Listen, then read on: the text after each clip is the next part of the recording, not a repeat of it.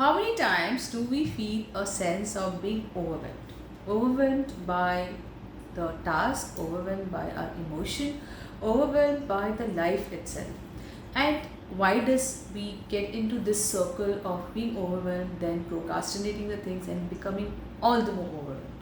And in all that things where we are trying to manage our time, our efforts, our work, we work harder to not feel this feeling, and in the bargain, we exhaust ourselves. Isn't this a story of our life many a times? And when we are feeling this, what is that can make us feel lighter? The whole journey is about always remaining being in love with your own self and with your environment. Always keep that love in the heart and in peace with your own self, because you are what you are from within. And when I'm feeling overwhelmed with a lot of things, what happens is I'm usually angry, I'm usually irritated, I feel unsupported, and then we lose track of who we are.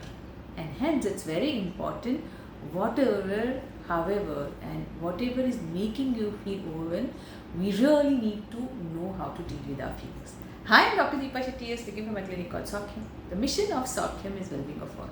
I see many of my patients ill because of this one feeling of overwhelm. Many of them tell me, I have to take care of my in-laws, I have to take care of my mother, I have to take care of my kids, I have to take care of home, I have to take care of my work.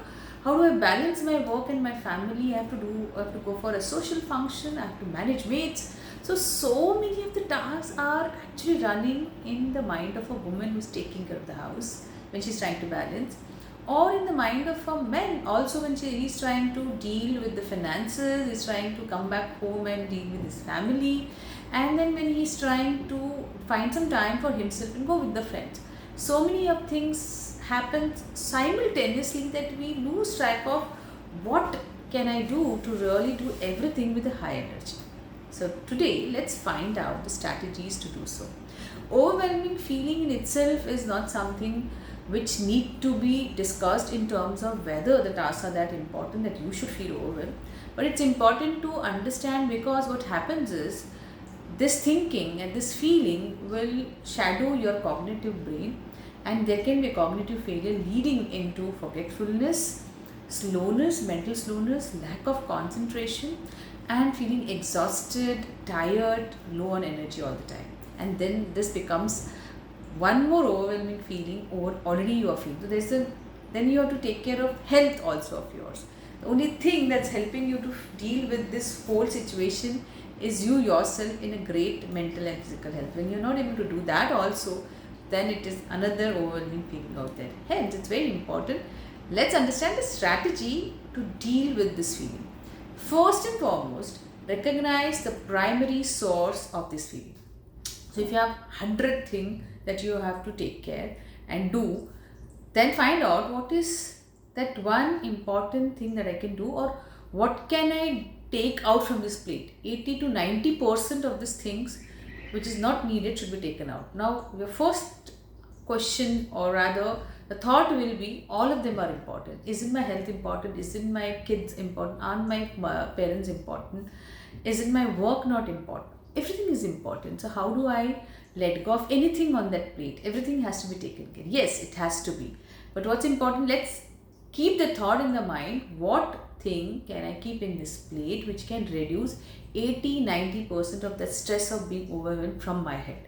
Just think from that perspective, and then probably we can break down a big task into minor tasks. Like I can make a list of the things I have to do every day and start sorting it out, and then, or else I may just finish the bigger one and finish it off, or maybe I start not working on the last minute things.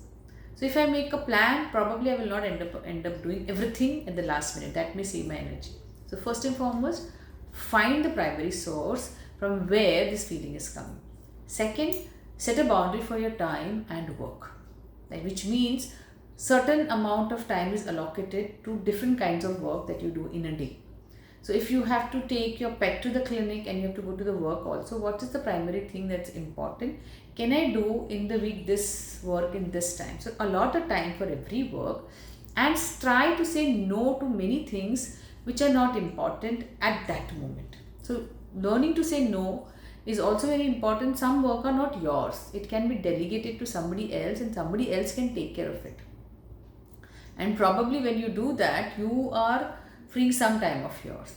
So probably you can tell your kid to take care of it, or somebody else to take care of it. So it's very important that you start saying no to somebody else's work also. Suppose it's your, a friend who's asking a help at that moment, and probably you want to help, but you can say no, like now I'm dealing with this, so I will definitely get back to you on some other day. So saying no to some things, or rather empowering other people to do their work, so that you are not, decision maker out there. And your team, even in the work area, your team can learn to not come and ask you small things, and they're empowered enough to take care of the job on their own, and that will free your time. Third, challenging your perfections. Why are we not able to give it to other people? Because sometimes we want to do things perfectly, and since we want to do it perfectly, we procrastinate, and since we procrastinate, it piles up, and that again makes you feel overwhelmed. So at that point, what's an important question to ask is, what benefit am I getting by spending so much time on this work? Or in this work, what is so important that I want it to be done in particular way? That will reveal you an answer that everything in this world, or everything is not perfect out there. Sometimes getting it done is very important than being perfect. Challenge your perfectionist assumptions, or challenge your belief on perfection, because that makes you not allow you to delegate to somebody else, because you want it in certain way and probably the other person may not do it in that way. So challenge your perfection, both source and delegate work. From the task that I have in my hand, what is the task I would like to, which can get best out of me? The best use of my time is done or used by which task? Give your 100% to that task. Rest all should be delegated to somebody else by empowering them to take care of it. That will free your time to the most important thing in your life. And last is, and not the least, is challenging your assumption. Why are you not able to delegate? Why are you not able to let go the perfectionism inside you? What is making you not say no to the people? So the assumption or the belief system can be letting go of that control over the situation, thinking that if I don't control, things will mess up, and that will spoil the decor of my home, the discipline of my home, or the discipline of the company, or the company might get into loss. So all this belief that you have, which makes you feel that you are the only one who can do the job perfectly and others will not be, and there will be loss of control. Probably you can have both. You can empower other people to do the job, and maybe you can take an update on email how the job is done.